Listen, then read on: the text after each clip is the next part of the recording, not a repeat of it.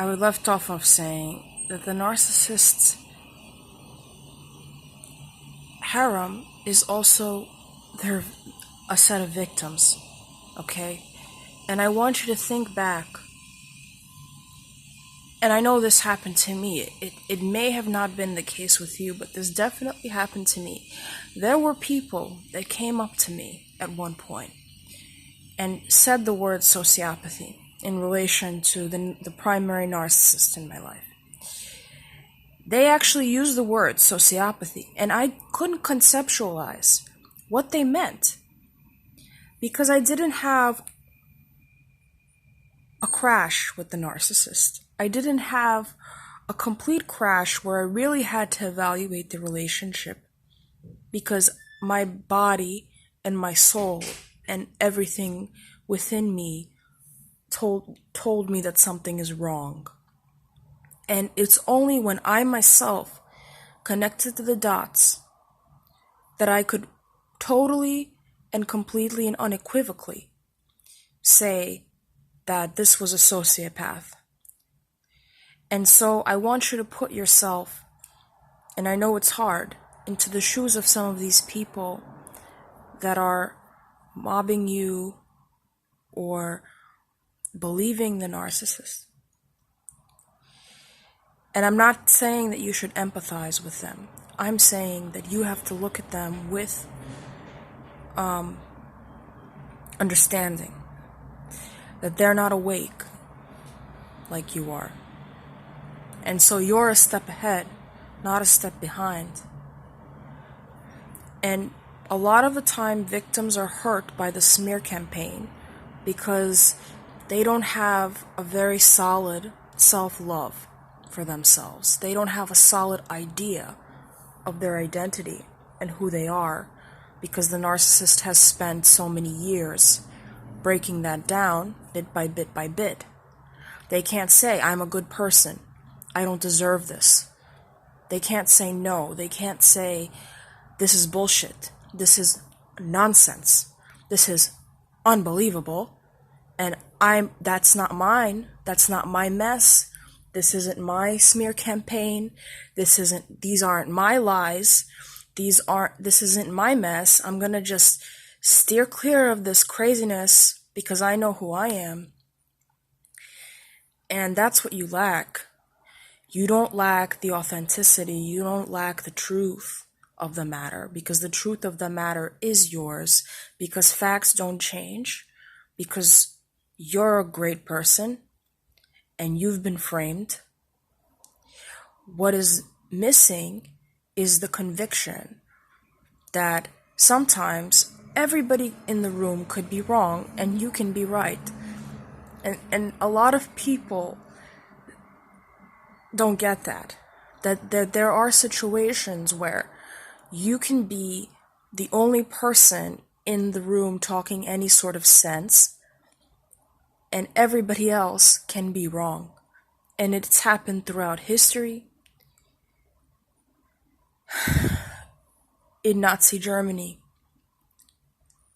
everybody thought one way, but one person may have rescued a concentration camp victim, and that doesn't make them insane.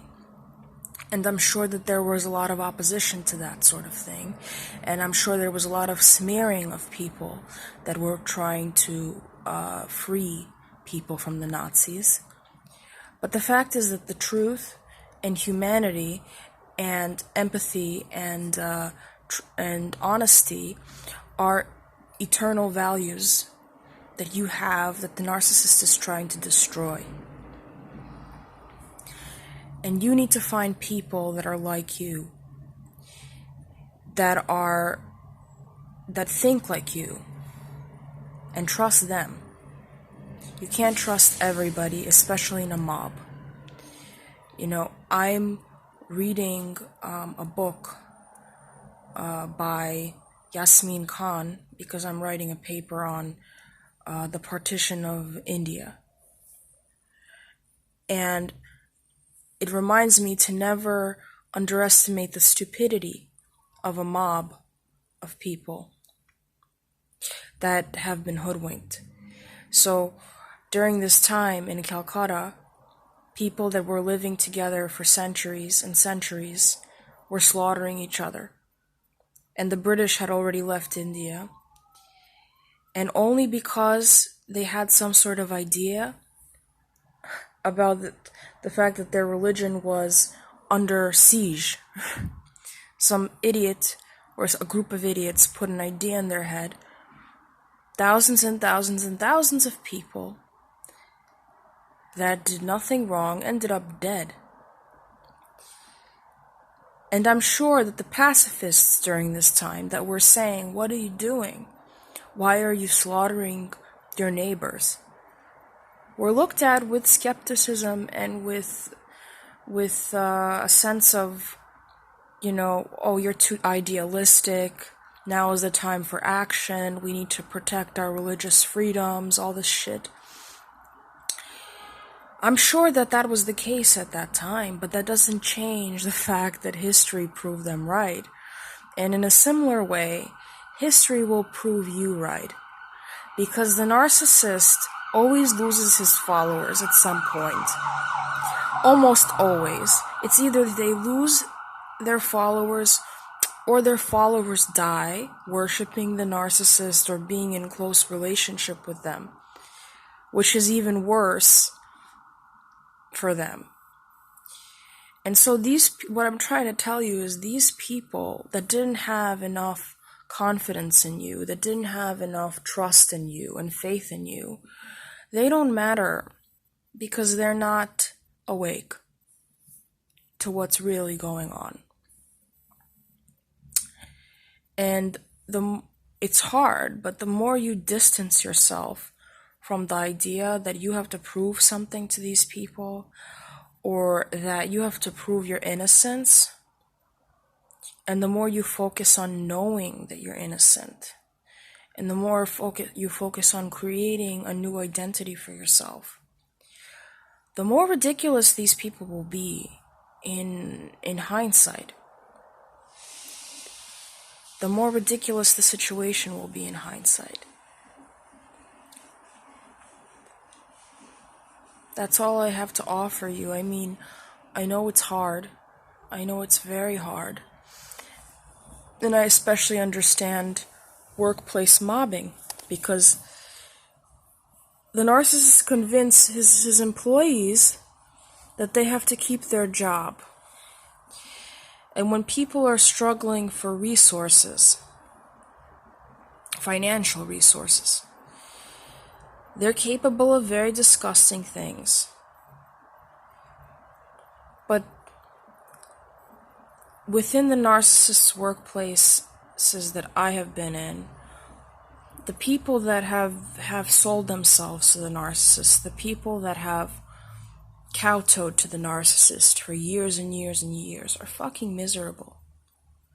They think that they are happy. They think that they can put a distance between themselves and their job and go around, and they think that they don't have a way out of the situation, that they have to sell out their coworkers in order to get paid.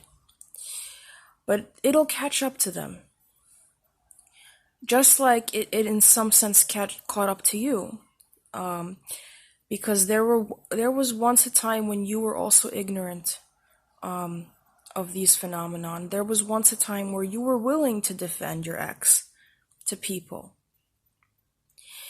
And so try to look at it from that perspective, that you have evolved as a person and they are not yet evolved to see these things. And who knows, maybe in 5 years' time, some of these people that have betrayed you now will come on their knees and say, "You were right. I've seen this happen. I wish I could go back in time and apologize to some of the people that were trying to open my eyes." But in the end, people will be people, and people are imperfect. And this is why it's so important for you to have a solid understanding of who you are, what you have done, what you haven't done, what you will do. What are your core values? What are the things, the lines that you will no longer cross for narcissists? And you have a very bright future ahead of you if you think of this as a learning process. And there's no way but to look at it as a learning process. My boundary is that I will never sell myself for a narcissist, meaning I will not forfeit my principles to please a narcissist, because for me, it puts me in a very uneasy state to even think of that. And recently, I was put into a situation where I had to decide. It's either I continue to pretend that I don't understand that I'm in a narcissistic workplace, or I leave. And I decided to leave. Not because I am better than the people that are there. It's because I've lived this experience, and this one singular experience, and I know where it leads, and I don't want to go there anymore. And so you have to have a lot of sympathy for the people that continue to pander to this narcissist, because they are not free, they are not happy, they are not fulfilled, they are not spiritually aware, they do not own themselves. They believe they have to do something in order to exist. They are in a complete state of dependency, in many cases, on this narcissist. They continue to be harassed by what the narcissist will say, what the narcissist will do. How do I avoid being fired? How do I avoid incurring the wrath of this narcissist? It's not a pleasant state of affairs for them.